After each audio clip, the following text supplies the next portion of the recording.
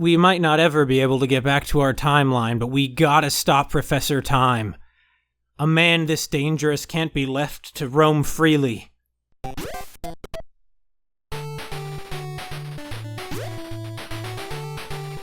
Cards, huh? It's a snail! It's like those snails from Magic Hand. Those things are deadly. You know, I have to say, I'm surprised that this is, Wait, pinball? I'm not gonna risk playing a game of pinball here. Yeah, chess pieces, cards, happy snails with propellers. Pinball? Oh, yeah, it was worth it. It was worth risking the pinball game. Wait, but the cards and everything else? This is not what Oh!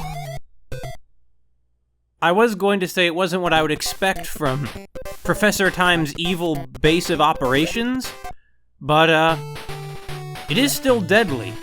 It's all the more insidious for appearing so cute and innocent. Yeah, I don't want to go down the pinball route. I've never been good at pinball. Maybe the... How did I avoid that before? Before I wasn't even trying. It's always like that, isn't it? When you do it, when you're not trying, that's when things go well. Once you begin putting a lot of deliberate effort into it, that's when everything goes wrong. And also, his hat has some very odd physics. You know how it, like, orbits around him when he is jumping? Why is that? Hats don't do that. Hats would hardly be efficient weapons at all. Against knights. I don't even think there's a hat on the chessboard. It's on the Monopoly board. Is that a card ladder? I guess they're going for a kind of Alice in Wonderland deal here? Is there ground down there, or... Yeah, I think there is, but honestly, I don't want to risk it. I see now, I must risk it. This might be the most insidious challenge in the entire game! So far! I get it, those things around the cards are bouncy. Professor Time is a cruel, spiteful man. I mean, obviously. He's literally created his own dimension somehow. He's made himself into a god! No! That was close. We have to go up there. Oh, I thought that it would respawn. I suppose that's one of the real most deadly things about Professor Time's legions, is their ability to respawn like that. Oh, there's the rope. Rope! I think it's just over a pit.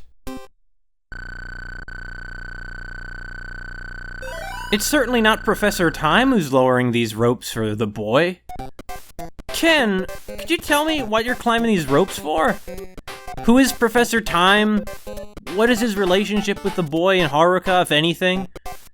I know I've been throwing theories around, but the plot has really not developed much since then. Now, I mean, I'm sure there's going to be some ingenious twist in the end that's going to oh, this is clever. We're gonna bounce around for the whole stage, maybe? Oh, it's night. Good night, because you're dead. Anyway, so I know that I was expecting a really intricate plot to develop gradually over the course of the story. Are you guys done? No. Oh, well, they didn't. Whoa! That guy looked like something out of Hylix. What was that? There's another one. I don't like him. I think his head is spinning around in circles. God, that's horrifying. Wait, what? I heard that bell sound again. That means we're like near a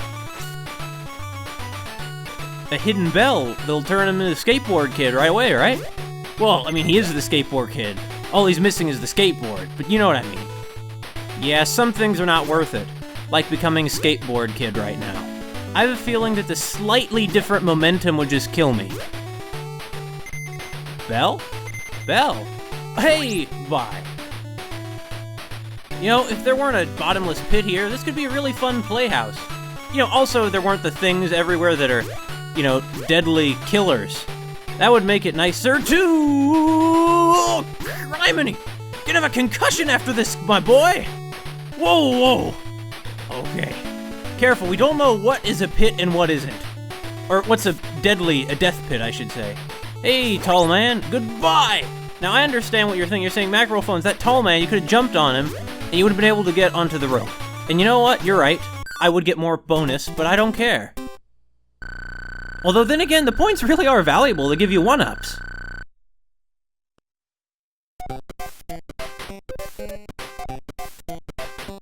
Truly, this is a land of horrors. And is it gonna be... yeah, one of the weird head guys.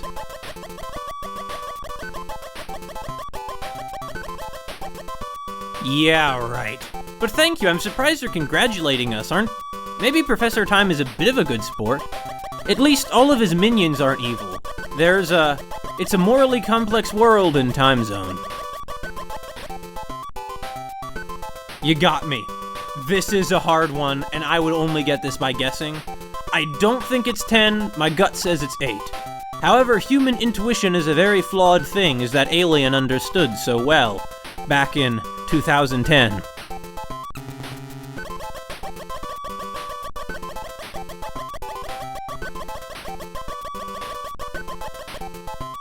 Thanks.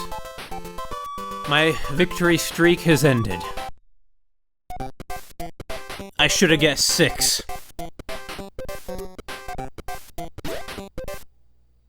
Oh, Cake Mountain, huh? How dangerous could Cake Mountain be? It's cake. It'll be a piece of cake. Or not. We blew out the candles. I hope you made a wish. I made a wish. My wish is that we'll find a way back home once all this is through. But I know better than to wish for the impossible. Or I should. But hey, you know... oh no! A cabin? Do people live up here? Is there somebody living here? That can't be Professor Time's place. Could it? You know, that's actually a pretty interesting image.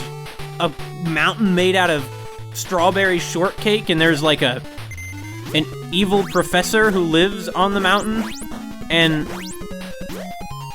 the evil professor lives in like a rundown cabin on top of the cakes. That's actually a really cool image. I mean, it's very weird, in a kind of cool, interesting way. Clearly he must have some love of cake to have built this place. Look at the attention he paid to putting on all these individual icing swirls. Unless they naturally came about this way. Maybe this is a naturally occurring cake mountain. Who even knows what could be going on this timeline after all?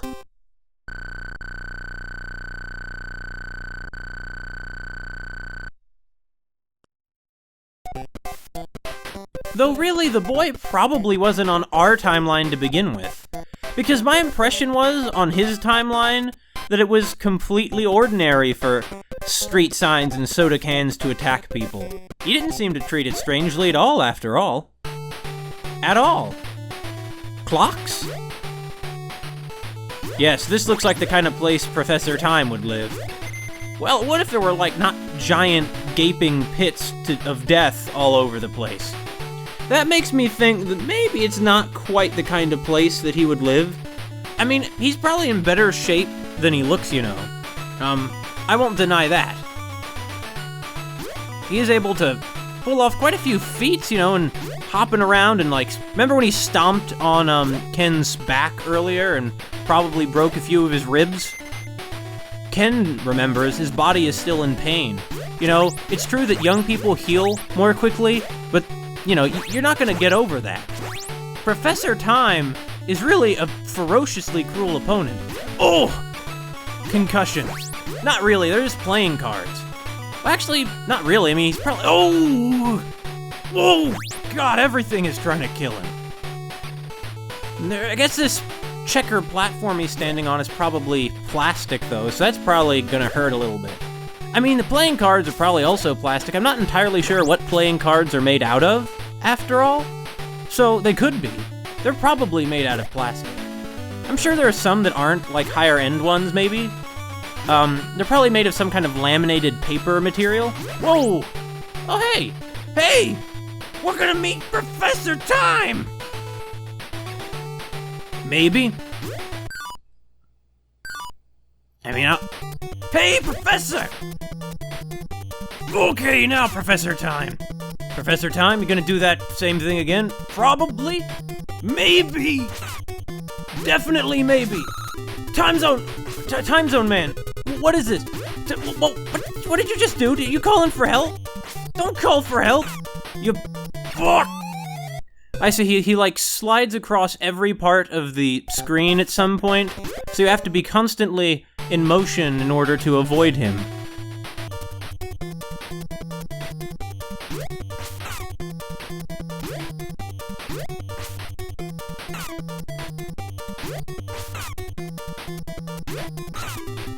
What the? Why is he bouncing? Is this? Oh, I get it. That's what his trick did. It made. That's why he pressed that button. It turned the whole ground into a big magic trampoline or a scientific trampoline. I mean, this man's a scientist. He's not a magician. Let's be honest with ourselves here. What does this do? Nothing? Maybe? I don't know what it did. Nothing, I guess. Probably did something. Oh wait, Professor Time, are you gone?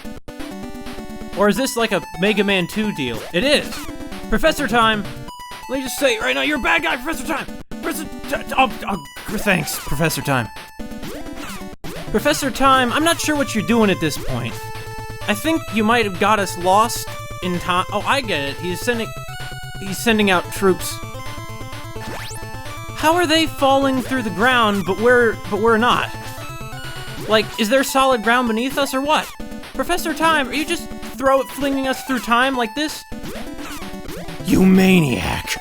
No respect for the life of these poor creatures he's sending plummeting through time like this. But then again, why would he? He has no respect for Ken or either. You know, I mean, I know your name isn't Ken, boy. I know that I'm being as inhuman to you as Professor Time by arbitrarily assigning a name to you and then just being like, yeah, it's your name now. But I'm nowhere near as bad as Professor Time. I'm not like a sociopath who goes around destroying dimensions or whatever this guy's doing. You done yet?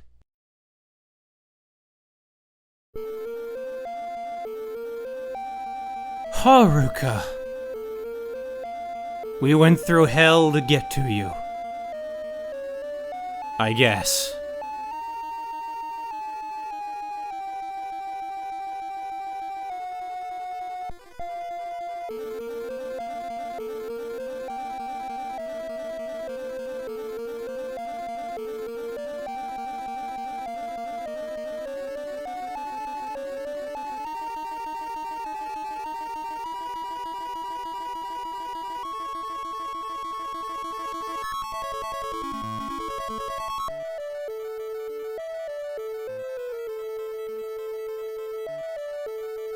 I see that for all of his skill, Mado badly screwed up the credits.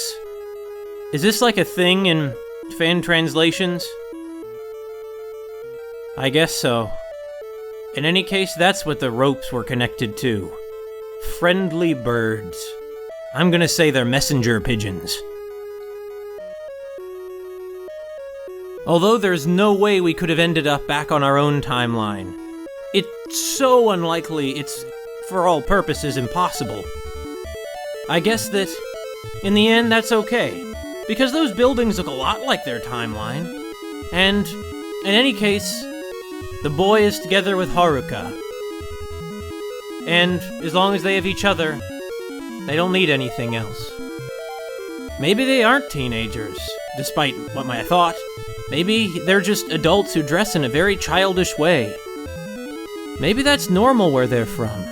Maybe they're part of some kind of subculture, I don't know. Because I'm saying this because normally teenager love isn't really something you really want to throw away your life on like this. But I'm gonna say that they're happy together.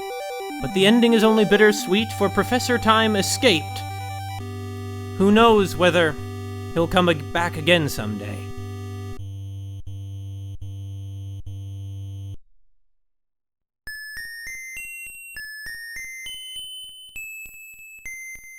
Anyway, it's so nice for once to have something that's cute and charming with no strings attached.